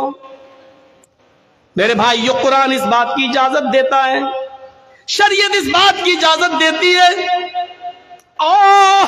آج تمہیں ایک آسانی دین کے اندر سہولت کا ایک منظر دکھاؤں کہ ایک صحابی اللہ کے نبی کے پاس آئے اور آ کر کہنے لگے اللہ کے نبی میں تو برباد ہو گیا. اللہ کے نبی نے کہا کیا ہوا؟ کہ میں بتا نہیں سکتا ہوں. کہ بتا نہیں سکتا ہو تو راستہ کیسے نکلے گا تیرے لیے؟ کہ اللہ کے نبی شرم آتی ہے، کیسے بتاؤں؟ کہا ان اللہ لا یستحی من الحق، اللہ تعالیٰ حق بات سے نہیں شرماتا. اس نے کہا اللہ کے رسول روزے کی حالت میں بیوی سے ہم بستری کر لیں. رمضان کا روزہ تھا، روزہ فرض روزہ میں رکھا ہوا تھا اور روزے کی حالت میں بیوی سے ہم بستری کر لیں. اللہ کے نبی نے کہا اوف، تو چلیے ہو گئی غلطی، کوئی بات نہیں، کفارہ ادا کر دو. کفارہ مطلب پراشچت، کفارہ ادا کر دو، اس کا دنڈ ہے اسلام نے بتایا ہے وہ پورا کر لو. کہنے لگا نہیں معلوم کیا ہے. اللہ کے نبی نے کہا ایک غلام آزاد کر دو. ایک غلام، اس زمانے میں آدمی عورتیں بیچے جاتے تھے، خریدے جاتے تھے. اللہ کے نبی نے کہا ایک غلام آزاد کر دو. کہتا غلام کہاں؟ کہ اللہ کے رسول مجھے تو خود دوسرے کی زندگی ہو گئی، गुलामी करते करते दूसरे की गुलामी करते करते पूरी जिंदगी हो गई हमारी। मैं कैसे गुलाम खरीद के आजाद कर दूं? नहीं कर पाऊंगा। अल्लाह के नबी सल्लल्लाहु अलैहि वसल्लम ने फरमाया, अच्छा तू गुलाम आजाद नहीं कर सकता? का नहीं, तो दूसरा ऑप्शन भी है। का क्या है? का तुम 60 रोजे रखो, शहरैनी मुतताबिऐन, मुसलसल, कंटिन्यू, रेगुलर। कितने रोजे रखो? 60। उसने कहा 60 का ये भी नहीं हो पाएगा, वो भी कंटिन्यू समझ रहे हैं ना? अगर 55 रोजे 55 रोजे रख लिए और एक छोड़ दिया, ना एक दिन सस्ता में बाद में फिर रखेंगे, एक छोड़ दिया तो 55 बेकार, अब फिर 1 से 60 रखो। अगर बुखार आ गया, बीमार हो गए, कोई बात हो, वो एक अलग बात है, वो एक मजबूरी है। लेकिन सोचो जो लोग रोजे की हालत में, जिनकी नई नई शादी होती है, इसलिए उनसे कहा कि ज्यादा रोजे की हालत में थोड़ा दूर ही रहो। रोजे की हालत में बीवी से क्यों कहा? क्योंकि नई नई शादी हुई है, थोड़ा करीब आओगे, दिल बहक गया, कहीं ऐसा ना हो कि रोजा ही खराब कर बैठो। तो अल्लाह के नबी सल्लल्लाहु अलैहि वसल्लम ने मना किया है, रोजे की हालत में ज्यादा करीब मत हो। रात पूरी पड़ी है, दिन में करीब मत हो। तो उसने कहा अल्लाह के रसूल 60 रोजे वो भी मुसलसल पैदल पर नहीं रख पाऊंगा। आपने कहा क्यों? कहा एक रोजे में तो ये हालत हो गया, बीवी से मिल बैठा, 60 नहीं रख पाऊंगा। एक रोजे पे तो सब्र नहीं हो सका, 60 में कौन कर लेगा? नहीं हो, ये भी नहीं हो, मेरी ताकत से बाहर है। अल्लाह के नबी ने कहा अच्छा तो तीसरा ऑप्शन भी है तुम्हारे लिए। का क्या? आपने कहा 60 मिस्कीनों को खाना खिलाओ। बड़ा दिलचस्प वाकया है, 60 मिस्कीनों को खाना खिलाओ। कहता है 60? कहाँ? अल्लाह के रसूल आपको मालूम नहीं है कि मैं किस बस्ती से आया हूँ? का किस बस्ती से आया हूँ? अल्लाह के रसूल मैं फला फला बस्ती का रहने वाला हूं, और मेरा हाल ये है कि सुबह अगर खा लेता हूं तो शाम को भूखा सोता हूं, और शाम को अगर खाने को मिल जाए तो सुबह नहीं मिलता है। एक टाइम नसीब है, एक टाइम नहीं। और आप हमसे कह रहे हैं 60 मिस्कीनों को खाना खिलाओ। अरे हमें तो 2 टाइम खाना नसीब नहीं हो रहा, 60 को कहां से खिलाऊंगा? अल्लाह के नबी ने कहा यही 3 रास्ते थे, चलो एक और रास्ता निकालता हूं तुम्हारे लिए। नमाज का वक्त हुआ, नमाज पढ़ने साहबा आए। नमाज के बाद आपने साहबा को बताया तुम्हारे भाई को ऐसी ऐसी परेशानी हो गई है, इसके लिए कुछ मदद करो, कुछ चंदा करो। साहबा ने चंदा किया, कोई 2 खजूर लाया, कोई 5 खजूर लाया, कोई 10 खजूर लाया। 10 किलो का एक टोकरा भर गया खजूरों का, इतना बड़ा टोकरा। अल्लाह के रसूल ने कहा लो ये तुम्हारे भाइयों ने तुम्हारी मदद की है, चलो इस 10 किलो खजूरों के टोकरे को उठाओ, अपने गांव में ले जाओ, अपने कबीले में, और वहां जितने गरीब हैं उनमें तकसीम कर दो, तुम्हारा कफारा अदा हो जाएगा। जाओ। हंसने लगा। अल्लाह के नबी ने कहा क्यों हंस रहे हो? अल्लाह के रसूल आपने कहा अपने गांव में ले जाओ और गरीबों में बांट दो। कहां? कहा अल्लाह की कसम मुझसे ज्यादा गरीब मेरे पूरे गांव में कोई है ही नहीं। क्या बोला? अल्लाह की कसम, अल्लाह से, अल्लाह की कसम, पूरे गांव में मुझसे ज्यादा गरीब मेरे पूरे गांव में कोई नहीं है। ये सुनकर अल्लाह के नबी भी हंस दिए, साहबा भी हंस पड़े। अल्लाह के नबी ने कहा अच्छा जाओ तुम ही खा लो और अपने बच्चों को खिला दो, जाओ कफारा अदा हो जाएगा। गुनाह भी कर बैठा, वो जिसको कहते हैं हम बिस्तरी, बीवी से हम बिस्तरी भी कर बैठा, बड़ा गुनाह कर बैठा। गुलाम आजाद करने की भी ताकत नहीं रही, 60 रोजे भी नहीं रख सकता, मिस्कीनों को खाना भी नहीं खिला सकता। अब लोगों से चंदा भी हुआ तो चंदे को भी बांटना नहीं चाह रहा। कह रहा अल्लाह के रसूल किसको था? गरीबों में बांटने का हुक्म है ना, गरीबों में कैसे बांटू? मुझसे ज्यादा तो कोई गरीब है ही नहीं मेरे पूरे गांव में। तो अल्लाह के रसूल ने कहा जब तुझसे ज्यादा कोई नहीं है तो ये तेरे ही लिए जायज हो गया, तेरे बच्चों के लिए जायज हो गया, जा खा ले और तेरा गुनाह भी माफ, तेरा वो कफारा भी अदा हो जाएगा। जरा तसव्वुर करो कि इससे ज्यादा सहूलत और इससे ज्यादा आसानी हमें और आपको कहां मिलेगी। ये इस्लाम है, इस्लाम, ये दीनो सहल है, दीनो सहल। इसलिए मेरे भाइयों इस पर अमल करिए। और एक चीज मैं आज आपको जरूर बताना चाहता हूं, उससे आपको इबरत मिलेगी। नमाज इस्लाम का सुतून है। नौजवानों याद रखिएगा, आपको जाना है जाइए, लेकिन इस वाक़े को सुनकर जरूर जाइएगा जो मैं सुनाने जा रहा हूं। अल्लाह तबारक व तआला ने नमाज के सिलसिले में क्या फरमाया, ये सुन लीजिएगा।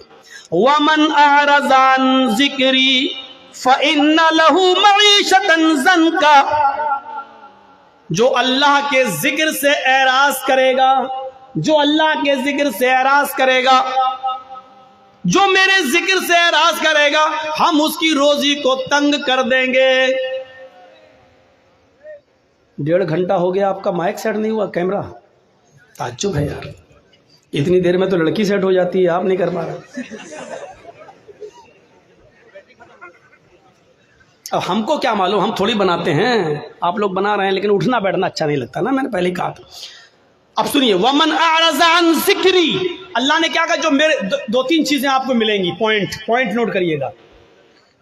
یہ آیت بہت بار سنی ہوگی مولویوں سے, لیکن آج مجھ سے سنیے 2 چیزیں بتائی ہیں. وَمَنْ أَعْرَضَ عَنْ ذِكْرِي فَإِنَّ لَهُ مَعِيشَةً ضَنْكًا, جو میرے ذکر سے اعراض کرے گا. ابھی اعراض بتاتا ہوں کس کو کہتے ہیں, اب بتانا پڑے گا. اعراض بنگال کا ماحول, اعراض مولانا صاحب اعراض. وَمَنْ أَعْرَضَ عَنْ ذِكْرِي فَإِنَّ لَهُ مَعِيشَةً ضَنْكًا, جو میرے ذکر سے روگردانی کرے گا, منہ پھیرے گا, ہم اس کی روزی کو تنگ کر دیں گے. اللہ نے یہ نہیں کہا روزی بند کر دیں گے, 2 چیزیں ہیں. اللہ نے کیا کہا, روزی تنگ کر دیں گے, یہ نہیں کہا روزی بند کر دیں گے. روزی تو ملے گی لیکن تنگ کر دیں گے. تنگ کا مطلب ٹائٹ. اب ٹائٹ کی بھی قسم کیا ہے, آتا تو بہت ہے پیسہ ہمارے پاس, ایک دن میں ہمارے پاس 50 60 80 ہزار روپے آ رہا ہے, لیکن شام ہونے سے پہلے سب ختم ہو جا رہا ہے, رک نہیں رہا ہے. یہ ہے تنگ. آتا ہے چلا جاتا ہے, آتا ہے سب بچ ہی نہیں رہا ہے.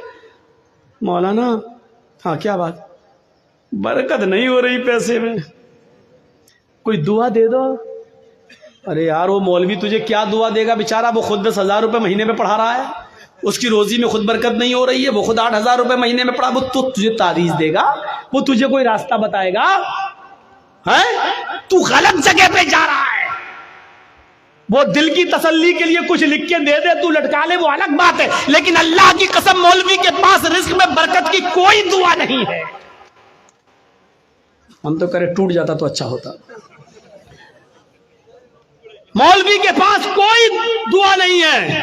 اللہ نے صاف کہہ دیا, اگر روزی میں برکت چاہتے ہو تو یہ طریقہ اپناؤ. وَمَنْ أَعْرَضَ عَنْ ذِكْرِي فَإِنَّ لَهُ مَعِيشَةً ضَنْكًا, جو میرے ذکر سے اعراض کرے گا. یہاں ذکر سے مراد نماز ہے, ذکر سے مراد نماز ہے. دیکھیے اللہ نے قرآن میں دوسری جگہ کہا فَإِذَا نُودِيَ لِلصَّلَاةِ مِنْ يَوْمِ الْجُمْعَةِ فَاسْعَوْا إِلَىٰ ذِكْرِ اللَّهِ یا ایھا الذین آمنوا اذا نودی للصلاۃ, اے ایمان والو جب تمہیں جمعے کی نماز کے لیے بلایا جائے, اذا نودی للصلاۃ, جب تمہیں نماز جمعہ کے لیے آواز دی جائے, یعنی اذان ہو, فاسعوا الی ذکر اللہ, تو تم دوڑ پڑو کہاں, اللہ کے ذکر کی طرف, یعنی نماز کے لیے. ذکر سے مراد کیا ہے, نماز. یہاں ذکر اللہ نے کس کو کہا, نماز کو. یہاں اللہ نے کیا کہا, وَمَنْ أَعْرَضَ عَنْ ذِكْرِي, جو میرے ذکر سے منہ موڑے گا, فَإِنَّ لَهُ مَعِيشَةً ضَنْكًا, ہم اس کی روزی تنگ کر دیں گے. میرے ذکر سے مراد نماز, یعنی نماز کے وقت جو منہ موڑے گا ہم اس کی روزی تنگ کر دیں گے. آپ نماز پڑھنا شروع کر دیجئے, روزی کے دروازے کھل جائیں گے, روزی کے دروازے کھل جائیں گے. اب اعراض کسے کہتے ہیں وہ بھی سن لیجئے, منہ موڑنا کسے کہتے ہیں. مثال دوں,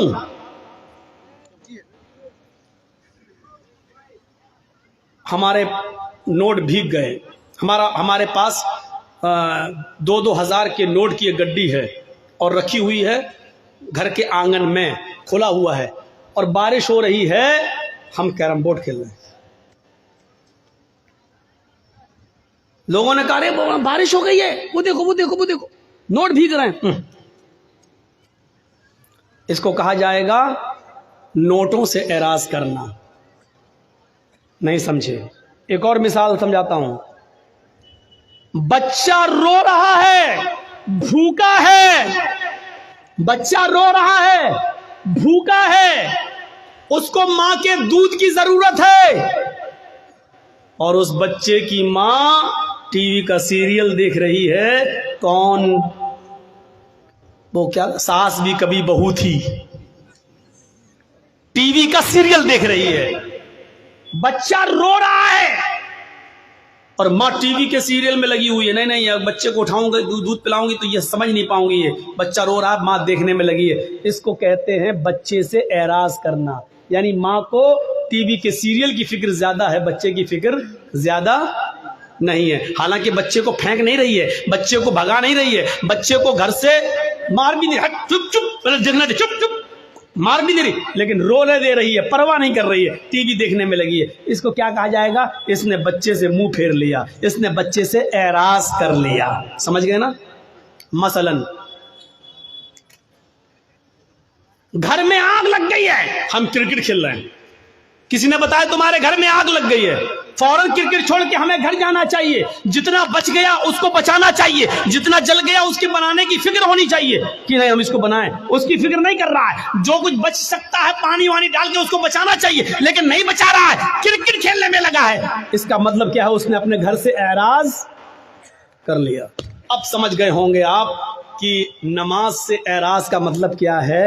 نماز سے اعراض کا مطلب یہ ہے، یہاں ہم کیرم بورڈ کھیل رہے ہیں اور وہاں مؤذن کہہ رہا اللہ اکبر اللہ اکبر، ہم اللہ اکبر کی آواز سن کر بھی کیرم بورڈ کھیلنے میں لگے ہیں. اس کا مطلب یہ ہے کہ ہم نے نماز سے اعراض کر لیا ہے. ہم نماز کا انکار نہیں کر رہے ہیں لیکن نماز کے وقت ہم نماز پڑھنے نہیں جا رہے ہیں. یہ ہے نماز سے اعراض. یہاں میچ ہو رہا ہے، انڈیا پاکستان کا میچ آ رہا ہے، یہاں اذان کی آواز آتی ہے حی علی الصلاۃ، آؤ نماز کے لیے. ہم سوچ رہے ہیں یار 5 اوور باقی رہ گیا ہے، ہم یہ دیکھ لیں. اگر یہ نہیں دیکھیں گے، اگر نماز پڑھنے جاتے ہیں تو میچ کا لطف نہیں لے پائیں گے. کون ہارا کون جیتا یہ تو پتہ چل جائے گا لیکن میچ کا ایک ایک بال کا جو مزہ لینا ہے اور ایک ایک بیٹ شاٹ کا جو مزہ لینا وہ دیکھ کر ہی ملے گا. ہمیں معلوم ہے 5 اوور بہ گئے ہیں لیکن 5 اوور کے دیکھنے کے چکر میں ہماری جماعت چلی جائے گی. ایسے موقع پر جماعت کو نظر انداز کر دینا اور میچ کو دیکھتے رہنا، یہ ہے نماز سے اعراض. یہ ہے نماز سے اعراض. جو نماز سے اعراض کرے گا ہم اس کی روزی کو تنگ کر دیں گے. جن لوگوں کی روزی تنگ ہے، یعنی پیسہ تو بہت آتا ہے لیکن رکتا نہیں ہے، دنیا کا کوئی بھی ملا اور کٹھ ملا تمہیں کوئی تعویذ نہیں دے سکتا ہے. اگر تمہیں اپنا علاج کرنا ہے تو نماز سے اعراض بند کرو، اذان کی آواز سنتے ہی فوراً مسجد کی طرف جاؤ اور نماز کی ادائیگی کرو. اللہ سے کہ ذکر سے اعراض کا بھیانک انجام کیا ہوتا ہے، اس انجام کی طرف میں تمہیں لانا چاہتا ہوں. آپ نے نام سنا ہوگا، اتر پردیش میں ایک ضلع ہے جس کا نام ہے غازی آباد. بائی روڈ جب آپ غازی آباد سے دلی جائیں گے، بائی ٹرین کی بات نہیں کر رہا ہوں میں، بائی روڈ جب آپ غازی آباد سے دلی جائیں گے تو غازی آباد اور دلی کے بیچ میں ایک قصبہ پڑتا ہے جس کا نام ہے لونی. جس کا نام ہے لونی. مسلمانوں کی اکثریت یہاں رہتی ہے، مسلمان زیادہ اس بستی میں رہتے ہیں اور سب اللہ کا شکر ہے زیادہ تر دولت مند، پیسے والے اور بڑی بڑی کوٹھیوں کے مالک. سن 1995 کی بات میں بتا رہا ہوں، 1995 کی. سنیے اللہ کے ذکر سے اعراض کا نتیجہ کیا ہوتا ہے. اللہ کا ذکر سے، نماز سے کہ وقت جو نماز نہیں پڑھتا ہے تو اس سے منہ موڑنے کا نتیجہ کیا ہوتا ہے ذرا سنیے گا آپ. سن 1995 کے اندر، 1995 کے اندر اس گاؤں کے اندر 2 سگے بھائیوں کی شادی ہونے والی تھی. 2 سگے بھائیوں کی بارات لونی سے ہٹ کر ایک دوسرے گاؤں میں جانا تھی اور لڑکیاں دونوں اسی گاؤں کی تھی. ایک ساتھ بارات جانا تھی. ایک لڑکے کی بارات اس لڑکی کی یہاں، دوسرے لڑکے کی بارات دوسری لڑکی کی یہاں جانا تھی. گاؤں ایک ہی تھا اور بارات دونوں کی ایک ساتھ جانا تھی. صرف نکاح سے 1 دن پہلے ان 2 امیر باپ کے بیٹوں نے، ان دونوں بیٹوں نے سوچا کیوں نہ ہم اپنے یار اور دوستوں کو بلا کر آج کی رات کو رنگین کر لیں اور ڈانس کروا لیں، ناچ کروائیں، گانے سے ہم اپنی محفل کو سجائیں. تو ان لوگوں نے دلی جا کر، دونوں بھائیوں نے دلی جا کر دلی سے کچھ طوائفوں کو پیسہ دیا اور پیسہ دے کر ان کو رات بھر گانے کے لیے اور ناچنے کے لیے وہاں سے بک کر لیا اور ان کو لے آئے. ان دونوں بھائیوں کی گاڑی آگے آگے چل رہی ہے اور طوائفوں کی گاڑی پیچھے پیچھے چل رہی ہے. لونی آ جاتی ہے، عشاء کی نماز ہو چکی ہے، محفل سج گئی ہے، یار دوست بھی آ گئے ہیں، پورے گھر کے اندر دوست بھرے پڑے ہیں. दिल्ली से जो तवाइफें आई थी उन्होंने अपना कार्यक्रम शुरू कर दिया। कार्यक्रम शुरू हो गया, नाच शुरू हो गया, गाना शुरू हो गया। तवाइफों ने अपने ठुमके दिखाना शुरू कर दिया, अपनी कमर मटकाना शुरू कर दी। गाने में एक से एक बेशरम और बेहया गाने गाने लगे। ये दोनों भाई और उनके यार दोस्त मजे ले लेकर उस रात का मजा ले रहे हैं, उन तवाइफों के छलकते हुए जिस्म और उनकी कमर के मटकने का और ठुमकों का आनंद ले रहे हैं। रात कब गुजर गई पता नहीं चला, रात कब गुजर गई पता नहीं चला। सुबह फजर की आजान की आवाज आने लगती है, अल्लाहु अकबर अल्लाहु अकबर अल्लाहु अकबर अल्लाहु अकबर। इन दोनों भाइयों के मकान से कोई 200-300 मीटर की दूरी पर मस्जिद है और उस मस्जिद से एक मुअज्जिन आजान दे रहा है। उसकी आजान की आवाज इस घर में भी आ रही है जहां नाचो गाना हो रहा है। उन तवाइफों ने जब आजान की आवाज सुनी तो अपने पायलों की छनकार रोक दी, अपने कमर का ठुमका छोड़ दिया। वो थोड़ी देर के लिए आजान को सुनती हैं और खामोश हो जाती हैं। इन दोनों भाइयों ने देखा कि इन तवाइफों ने नाचना छोड़ दिया, इन्होंने गाना छोड़ दिया, ये सीधी खड़ी हो गई हैं। इन तवाइफों के खड़े हो जाने से और खामोश हो जाने से उन दोनों भाइयों को बहुत गुस्सा आया। दोनों भाइयों ने उन तवाइफों से कहा, क्या हुआ, रुक कैसे गई हो? ये ठुमके दिखाना, नाचना और गाना तुमने बंद कैसे कर दिया? उन तवाइफों ने कहा, साहब ये अजान की आवाज आ रही है, अजान की आवाज आ रही है, अजान के एहतराम की वजह से मैं रुक गई हूं। उन तवाइफों उन भाइयों ने कहा, क्यों रुकी हो, नहीं नाच गाना शुरू करो। इन तवाइफों ने कहा, देखिए साहब, हम भले ही गुनाहगार हैं, हम भले ही मजबूरी में अपने जिस्म की नुमाइश करते हैं और नाचते हैं और गाते हैं, लेकिन इसका ये मतलब नहीं है कि आजान की आवाज का भी हम एहतराम न करें। इतना तो हम मानते हैं, इतना तो डर हमें भी है। साहब थोड़ी देर की तो बात है, आजान हो जाने दीजिए, उसके बाद हम नाचना और गाना शुरू कर देंगे। इन दोनों भाइयों ने जो जवाब दिया वो सुनिए। इन दोनों भाइयों ने जो जवाब दिया वो जवाब ये था,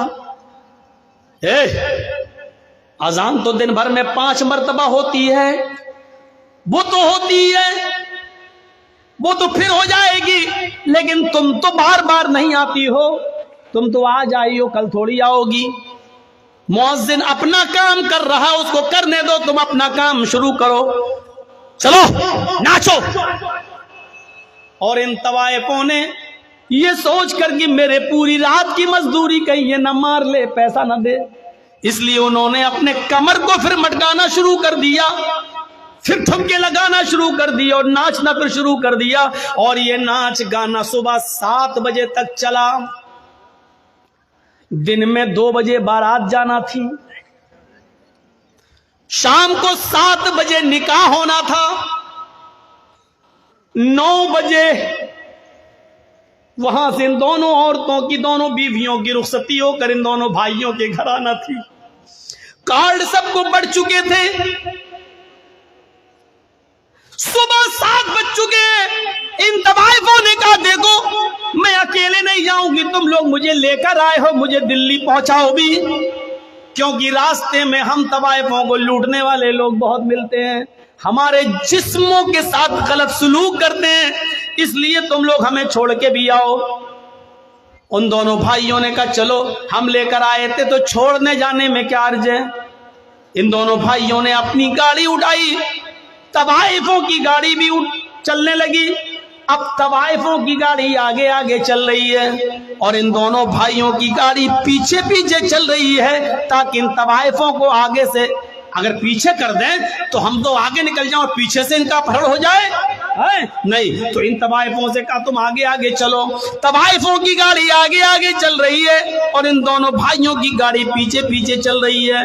सर्दियों के दिन है, कोहरा बहुत पड़ रहा है, सामने से ट्रक आ रहा है, सामने से ट्रक आने की वजह से तवाइफों के ड्राइवर ने थोड़ा सा क्रॉस किया और गाड़ी को निकाल लिया, लेकिन इन दोनों भाइयों के ड्राइवर ने نے شراب پی رکھی تھی، رات بھر شراب کا جام پیتا رہا اور ناچو گانا دیکھتا رہا، یہ صحیح سے کراس نہیں کر پایا اور آنے والے ٹرک نے اتنی زور سے دھکا مارا ان دونوں بھائیوں کی گاڑی میں کہ گاڑی جمپنگ کرتے ہوئے 25-30 فٹ دور جا کے گرتی ہے اور بالکل دھست ہو جاتی ہے، بالکل ختم ہو جاتی ہے۔ جب ان دونوں بھائیوں کی لاشوں کو نکالا گیا تو اللہ کی قسم پہچان میں نہیں آ رہا تھا کہ بڑے بھائی کی لاش کون سی ہے اور چھوٹے بھائی کی لاش کون سی ہے۔ ڈرائیور بھی مرا اور ان دونوں بھائیوں کی لاشیں وہیں پر بکھر گئیں۔ کپڑوں سے کچھ اعضاء کی پہچان ہوتی ہے، پوسٹ مارٹم کے بعد ان کی لاش گھر آتی ہے۔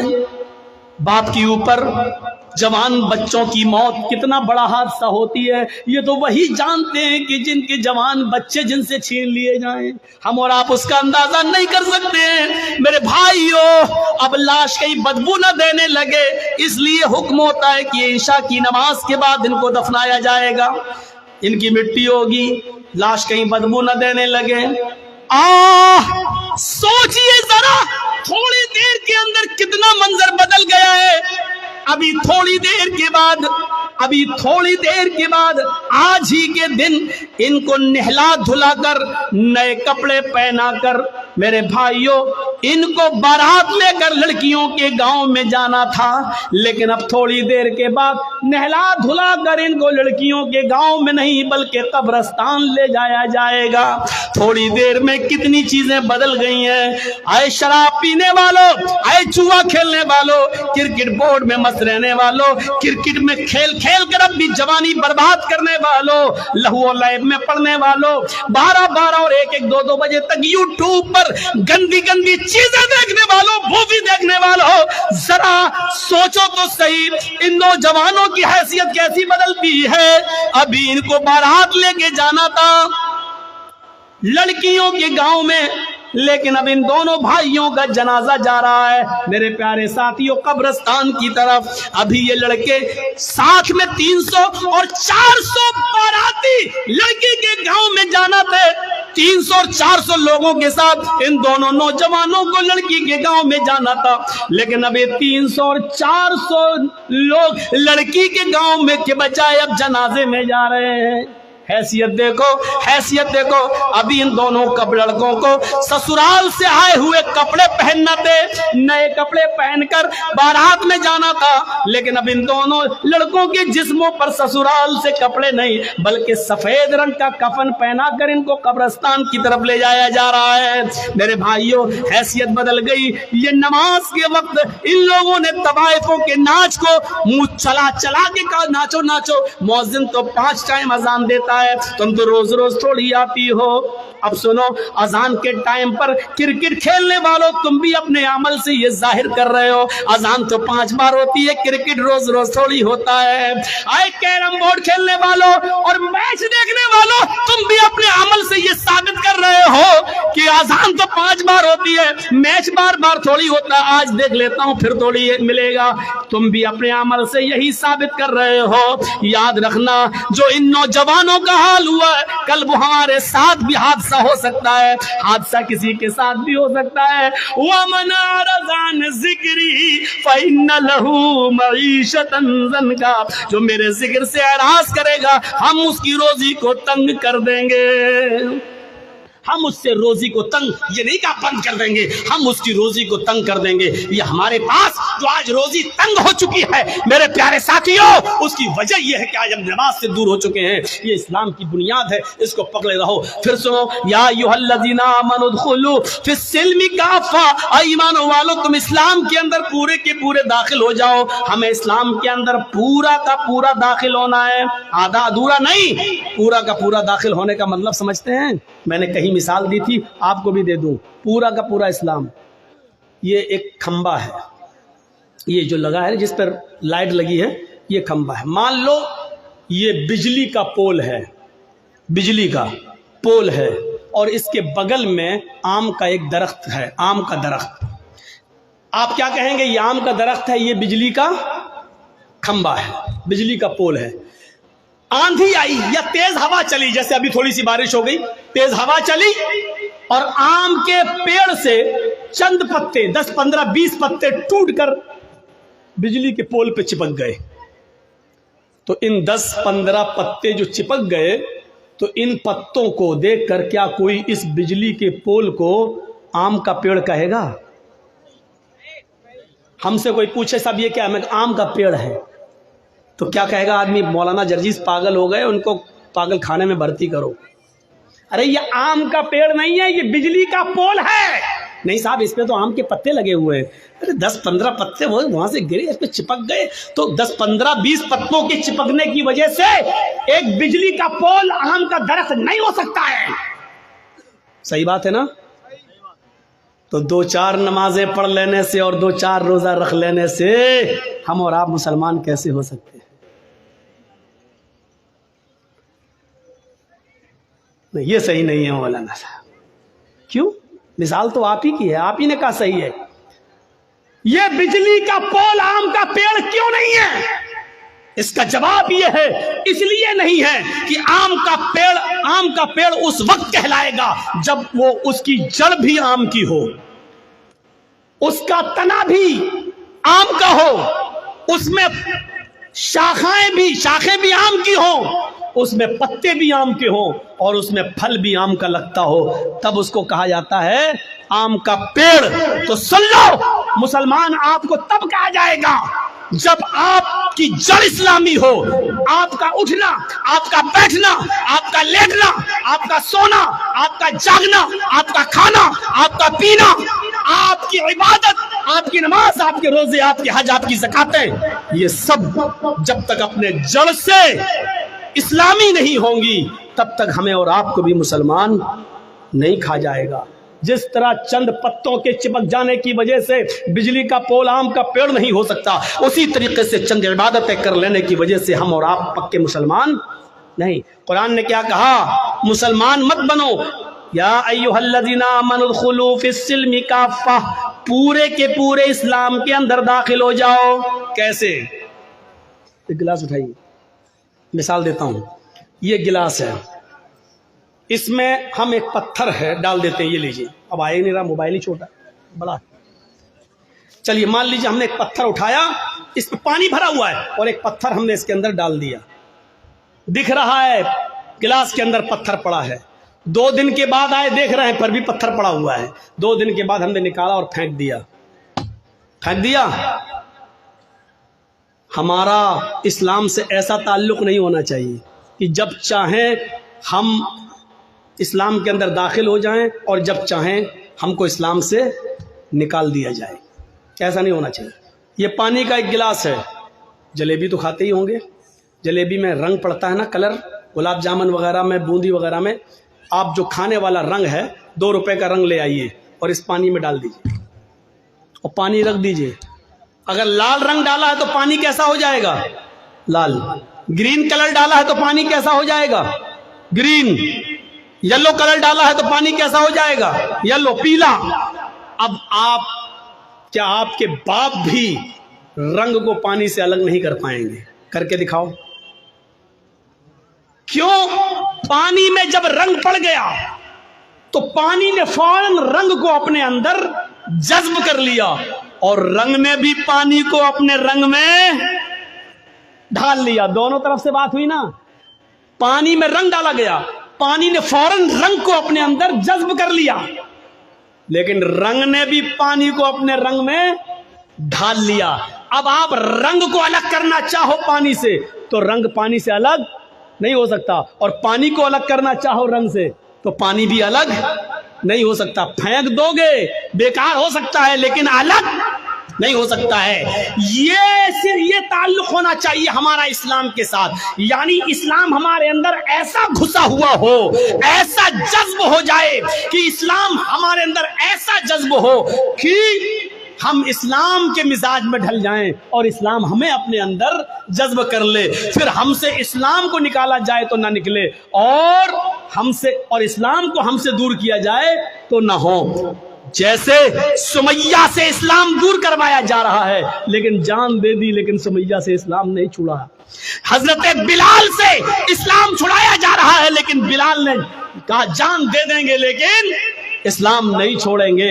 میرے پیارے ساتھیوں، اسلام کے ساتھ ہمارا تعلق رنگ اور پانی کی طرح ہونا چاہیے کہ ہم سے اسلام دور کیا جائے تو نہ ہو، اور اسلام سے ہم کو دور کیا جائے تو ہم کو دور نہ کیا جا سکے۔ یہ تعلق ہونا چاہیے ہمارا اسلام کے ساتھ۔ میرے پیارے بھائیوں، یہ اسلام کے تعلق سے میں نے چند باتیں آپ کے سامنے رکھی ہیں۔ اسلام یہ مذہب ہے، اس مذہب کو پہچانو۔ 2 گھنٹے کی تقریر میں اور کتنی باتیں آپ کے سامنے کہی جا سکتی ہیں۔ میرے بھائیوں سوچو، غور کرنا چاہیے ہمیں اور آپ کو۔ پھر کبھی آپ بلائیں گے تو پھر دوسرے ٹاپک پہ اچھالیں گے۔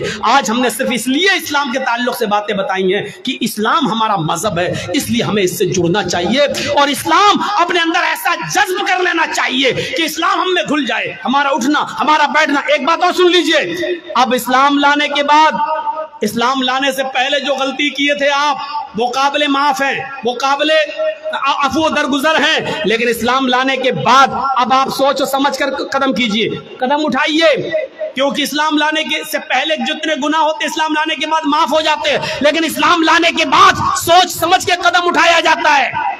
آپ نے اسکول میں پڑھنے والے بچے کو دیکھا ہے، اسکول میں پڑھنے آتا بچہ نرسری میں پڑھتا ہے، پھر LKG میں آتا، پھر UKG میں آتا، پھر فرسٹ میں آتا، پھر سیکنڈ میں آتا ہے۔ جب تک بچہ 5th میں نہیں آتا اس کو پینسل دی جاتی ہے، پینسل، اور ریزر دیا جاتا ہے مٹانے کے لیے۔ A لکھو، بچہ A لکھتا ہے، غلط لکھ دیا، مٹاؤ۔ B لکھو، غلط لکھ دیا، مٹاؤ۔ بچہ غلطی بار بار کرتا ہے، ریزر سے اس کو مٹا دیا جاتا ہے۔ لیکن جب بچہ 5th کلاس پاس کر کے 6 میں آ جاتا ہے تو اس کے ہاتھ میں پینسل نہیں دی جاتی بلکہ پین دے دیا جاتا ہے۔ کیوں؟ ریزر نہیں ہوتی ہے اس کے ہاتھ میں۔ کیوں؟ اب تم غلطی کرنے کے لائق نہیں ہو، غلطی کرنے کی تمہاری عمر گزر چکی ہے۔ جب تم چھوٹے تھے غلطی کرتے تھے، ریزر سے مٹا دی جاتی تھی۔ اب جو کچھ بھی لکھ رہے ہو سوچ سمجھ کے لکھنا، کیونکہ اب جو لکھو گے وہ مٹے گا نہیں۔ میرے بھائیوں، یہی تعلق ہمارا اور اسلام کے ساتھ ہے۔ اسلام لانے کے بعد، مسلمان ہو جانے کے بعد پھر کوئی بھی گناہ کا کام ہم سے ہونا نہیں چاہیے، اس لیے کہ اب جو بھی کرو گے وہ اللہ کے فرشتے لکھ لیں گے، وہ مٹنے والا نہیں ہے، وہ ختم ہونے والا نہیں ہے، اور اسی لکھے ہوئے پر ہمارا حساب کتاب ہونا ہے، اسی لکھے ہوئے پر ہمیں جنت ملنا ہے، جہنم ملنا ہے۔ اس لیے جو بھی قدم اٹھاؤ سوچ سمجھ کے اٹھاؤ۔ شراب کا گلاس تمہارے ہاتھ میں ہو تو پہلے سوچ لو، جوا کھیلنے جا رہے ہو تو پہلے سوچ لو، اور نماز بھی پڑھنے جا رہے ہو تو پہلے سوچ لو۔ میرے پیارے ساتھیوں، کہ ہم نماز کیسے پڑھ رہے ہیں، کس کے طریقے پر پڑھ رہے ہیں، حلال روزی کھائی ہے کہ نہیں ہے، رزق حلال کھایا کہ نہیں۔ اب آپ کو ہر قدم سوچ سمجھ کے اٹھانا ہے۔ تو اللہ سے ہم دعا کرتے ہیں کہ بار الہ ہمیں ہر قدم سوچ سمجھ کے اٹھانے کی توفیق عطا فرما، بار الہ ہمارے گناہوں کو معاف فرما دے۔ اسلام کا تعلق ہمارے ساتھ، ہمیں پانی اور رنگ کی طرح ہمارے ساتھ کر دے کہ رنگ کو پانی سے الگ نہیں کیا جا سکتا، اور پانی سے اسلام رنگ کو الگ نہیں کیا جا سکتا۔ اے اللہ ایسے ہی اسلام ہمارے اندر داخل کر دے کہ نہ اسلام ہم سے دور ہو نہ ہم اسلام سے دور ہوں۔ بار الہ ہمارے نوجوانوں کی اصلاح فرما، اے اللہ ان کو 5 وقت کا نمازی بنا دے، اللہ رزق حلال کی توفیق عطا فرما، اے اللہ ہمیں اسلام کی عزت کرنے کی توفیق عطا فرما اور اسلام کو دوسروں تک پہنچانے کی توفیق عطا فرما۔ بار الہ اس وقت ہمارے ہندوستان کے حالات بڑے نازک ہوئے ہیں، اے اللہ ہمارے ہندوستان کو دوسری طرف لے جانے کی کوشش کی جا رہی ہے، ہمارے ملک بھارت کو ایک ایک چیز بیچ کر ہمارے بھارت کو غلام بنانے کی کوشش کی جا رہی ہے۔ اے اللہ اس بھارت کی حفاظت فرما لے، اے اللہ چوروں سے ڈکیتوں سے اس ملک کو محفوظ فرما دے۔ اے اللہ یہ ملک ہندو اور مسلمان، سکھ اور عیسائی سب نے مل کر لڑ کر آزاد کرایا تھا۔ آج کچھ نااہل لوگ اس ملک کے ساتھ غداری کرنے پر تلے ہوئے ہیں اور تفرقہ پھیلا کر ہندو مسلم کر کے اس ملک کی ایکتا کو اور اکھنڈتا کو ختم کرنا چاہتے ہیں۔ اے اللہ ہمارے ملک میں، ہمارے بھارت میں امن و چین و سکون پیدا فرما دے، شانتی پیدا فرما دے۔ اے اللہ جو اس ملک کو مٹانے کی کوشش کر رہے تو ان کو مٹا دے، اے اللہ جو بھارت کو مٹانا چاہتے تو ان کو مٹا دے، اے اللہ جو بھارت کے ساتھ غداری کر رہے ہیں اے اللہ تو اسی بھارت میں ان کو عبرتناک سزا عطا فرما۔ اے اللہ جو ہمارے بھارت کو نوچ نوچ کے کھا رہے ہیں اے اللہ تو ان کو تباہ و برباد کر دے، ان کو نشٹ کر دے، اے اللہ ان کو بعد میں آنے والے لوگوں کے لیے نشان عبرت بنا دے۔ بار اللہ جب تک تو ہمیں زندہ رکھ، اسلام پہ زندہ رکھنا، اور جب ہمارا خاتمہ ہو تو ایمان پر ہمارا خاتمہ فرمانا۔ وما علینا الا البلاغ المبین، وآخر دعوانا ان الحمد للہ رب العالمین۔ السلام علیکم ورحمۃ रहमतुल्लाहि व बरकातुहू। आप लोग स्टेज की तरफ ना आएँ, कोई भी मुसाफा करने की कोशिश ना करें, दुआएं दिल से होती हैं। आप हमारे लिए दुआ कीजिए, हम आपके लिए दुआ करेंगे, और कोई भी आदमी हमारी सेल्फी लेने की कोशिश ना करे। आप लोग दुआ करते हुए घर जाइए। अल्लाह ताला हमें और आपको इस्लाम पर अमल करने की तौफीक अता फरमाए। अस्सलामु अलैकुम व रहमतुल्लाह।